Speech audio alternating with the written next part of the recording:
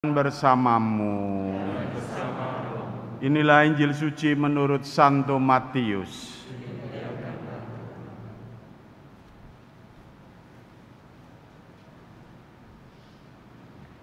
Sekali peristiwa, Yohanes Pembaptis yang berada di penjara mendengar tentang pekerjaan Kristus. Lalu ia menyuruh murid-muridnya bertanya kepada Yesus, "Engkaukah yang akan datang itu atau haruskah kami menantikan orang lain?"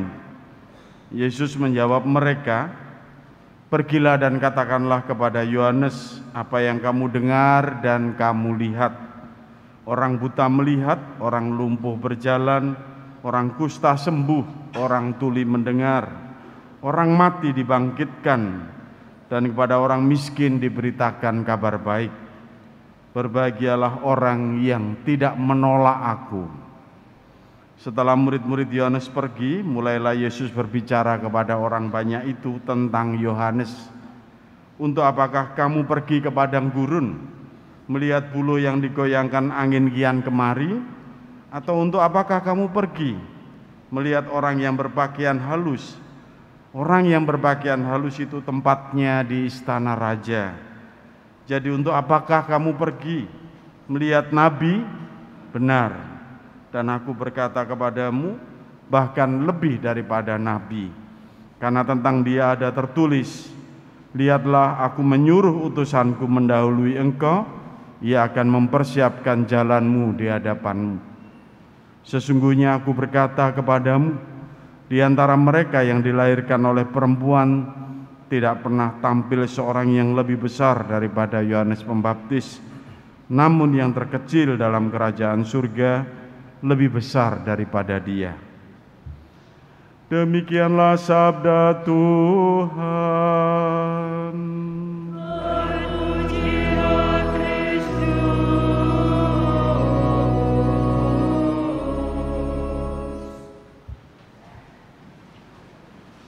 Ibu bapak, saudara-saudariku yang terkasih, minggu ketiga Advent ini minggu istimewa, minggu Joia, minggu Gaudete, minggu kegembiraan dan pengharapan ya. Makanya kasulanya Romo itu warnanya pink ya, merah muda. Lilin yang dinyalakan yang ketiga ya warnanya juga pink merah muda atau ungu muda. Di tengah situasi prihatin diwartakan kegembiraan ya. Itu yang mau dimaksudkan di dalam liturgi Gereja Katolik, ada Minggu Gaudete, Minggu Gembira atau Minggu Joia ini ya. Dan memang senang sekali kalau kita itu diajak bergembira ya. Atau senang lihat orang itu gembira, senang gitu ya, senang, ikut senang ya. Saya jumpa dengan seorang ibu ini wajahnya berseri-seri gitu, senang, senyum-senyum sendiri. Bukan miring, bukan. Saya tanya, "Kenapa Bu, kok kelihatannya seneng banget gitu?" "Aduh Romo, memang seneng. Suami saya ini kan kerjanya di kapal layar gitu. Jadi sering jarang pulang. Ini mau Natal tahun baru ini mau pulang. Seneng saya." "Oh iya, kenapa?" "Waduh, kalau dia pulang pasti banyak hal yang dikerjakan dan banyak yang beres." "Loh, apa saja yang enggak beres?" "Ya kalau suami saya pulang nanti itu kami mau ngelamarkan anak saya. Anak saya ini kan sudah pacaran lama dan pengen nikah. Nunggu suami mau melamarkan anak saya. Nanti juga ngomong-ngomong masalah keuangan pasti juga akan beres. Terus untuk anak-anak yang lain, ada adiknya, ada yang 1-2 butuh perhatian. Kalau papanya pulang itu pasti bisa memberi nasihat yang baik dan lebih baik lagi untuk keluarga kami. Senang pokoknya." Nah ini ya, wajah berseri-seri gembira karena ya menantikan sebentar lagi suaminya datang dan membereskan banyak hal. Itu menggembirakan ya. Nah Bapak Ibu saudara-saudari yang terkasih, warta seperti itu yang diwartakan ya, di dalam minggu ketiga. Kita diajak di tengah keprihatinan ini ada optimisme, ada kegembiraan karena Tuhan itu datang. Ya. Tuhan datang untuk menyelamatkan umatnya. Itu Yohanes Pembaptis yang ada di penjara, sampai mengutus murid-muridnya, benarkah engkau yang memang diutus Tuhan atau kami harus menantikan orang lain? Nah, ada pesimis ini ya, bukan optimis, Yohanes Pembaptis ini.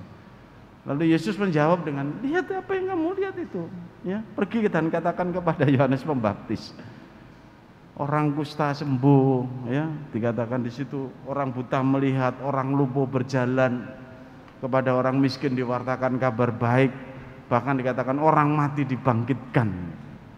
Jadi apa yang sungguh-sungguh mau menunjukkan ini karya-karya Tuhan yang telah terjadi melalui perantaraan Tuhan Yesus. Dan katakan kepada Yohanes seperti itu. Itu warta positif, warta optimis, warta gembira. Nah, Bapak Ibu, saudara-saudaraku yang terkasih, warta ini yang harusnya juga kita hayati dalam minggu ketiga ini. Di tengah situasi keprihatinan kita ini, kita dipanggil untuk sungguh-sungguh gembira karena Anda dan saya ini hidup di dunia ini nggak nanggung sendiri. Kita itu ditemani oleh Tuhan. Tuhan itu datang untuk menyelesaikan apa yang memang menjadi beban dalam kehidupan kita. Yang paling pertama adalah soal kematian dan kebangkitan. Justru dengan Tuhan Yesus yang datang ke dunia, kita tahu betul bahwa ada jalan keselamatan dan saya tidak akan mati selama-lamanya. Tapi saya juga tidak akan merasa sendirian karena Emmanuel, Allah yang menyertai kehidupan saya. Sehingga dia tahu sungguh pergulatan hidup saya, sehingga saya optimis.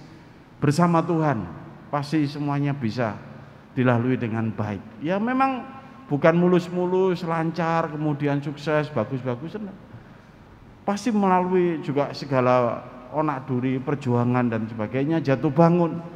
Tapi semangat optimis itu yang lalu kemudian membuat ya tergerak, menjadikan kita semua itu lalu kemudian sungguh-sungguh terarah pada apa yang baik dan benar. Dan suara optimis, suara kegembiraan ini menjadi persiapan kita untuk merayakan kelahiran Tuhan kita Yesus Kristus itu. Dia yang hadir ke dunia, dia yang menjadi manusia, dan dia yang sungguh-sungguh mau untuk menemani seperjuangan dengan kehidupan Anda dan saya. Wah, itu luar biasa itu.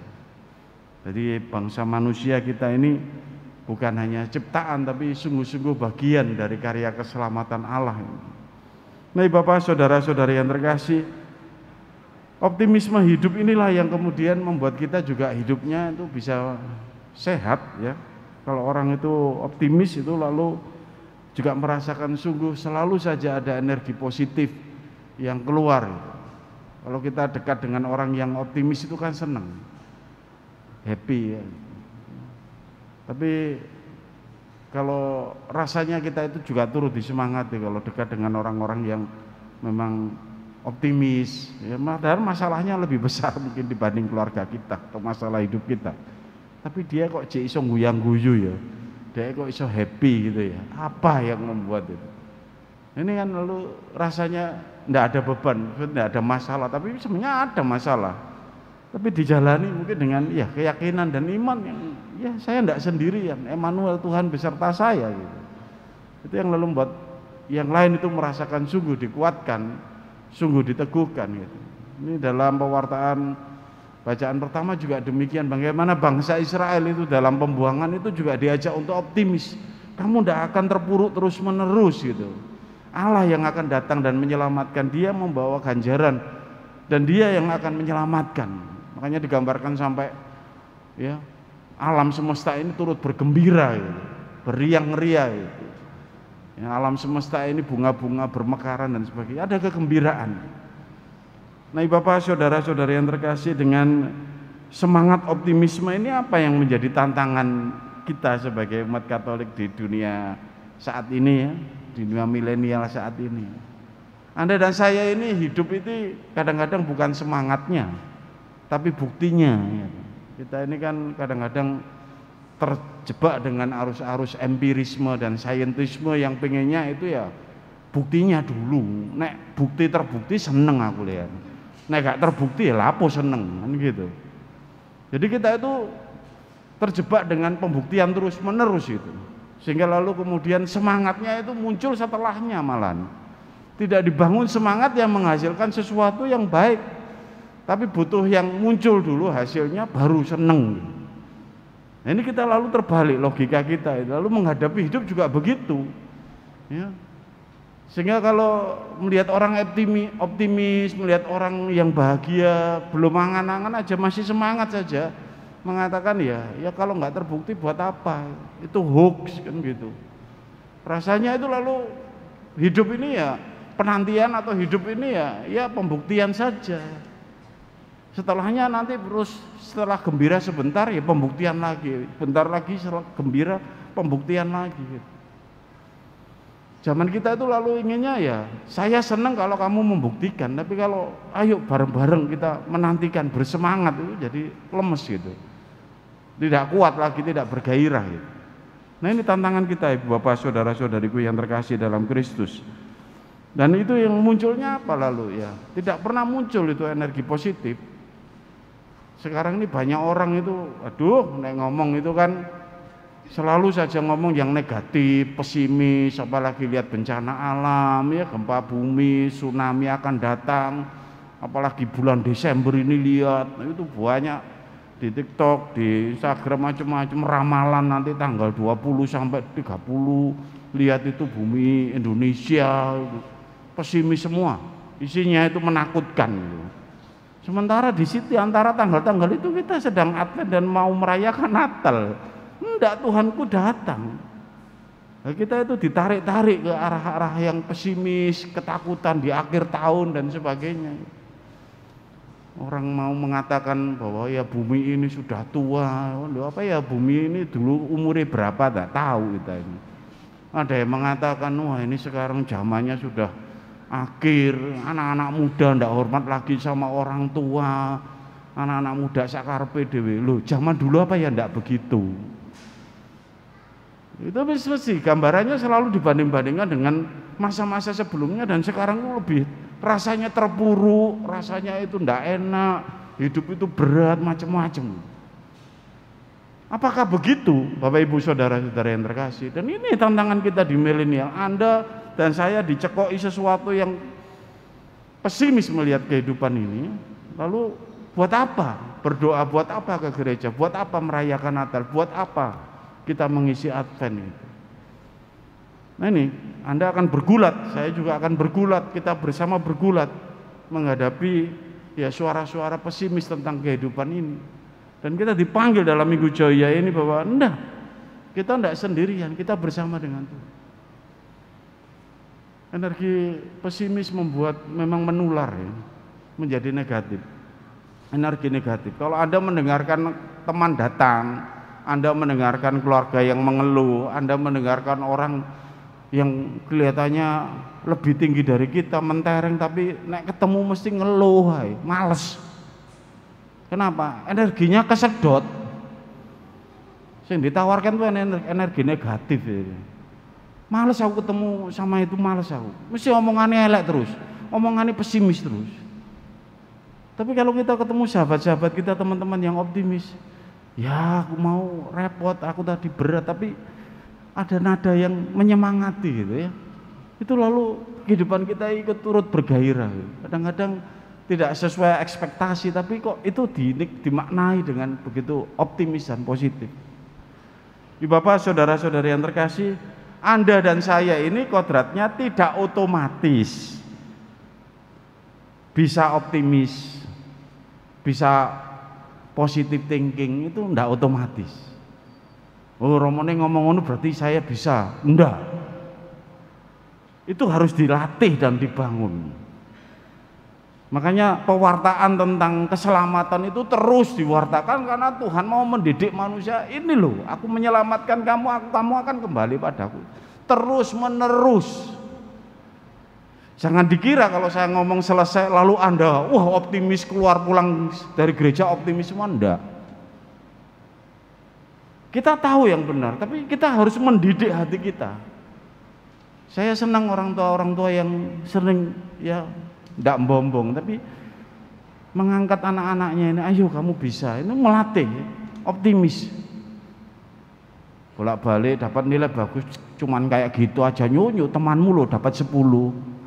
melorot langsung, nilainya sudah bagus, melorot maneh. Mau apa lagi? Kayak gitu aja kok, papa dulu lebih hebat, melorot maneh anakmu. Wah, tapi kalau semangat optimis, anaknya juga optimis, berpikirnya juga optimis.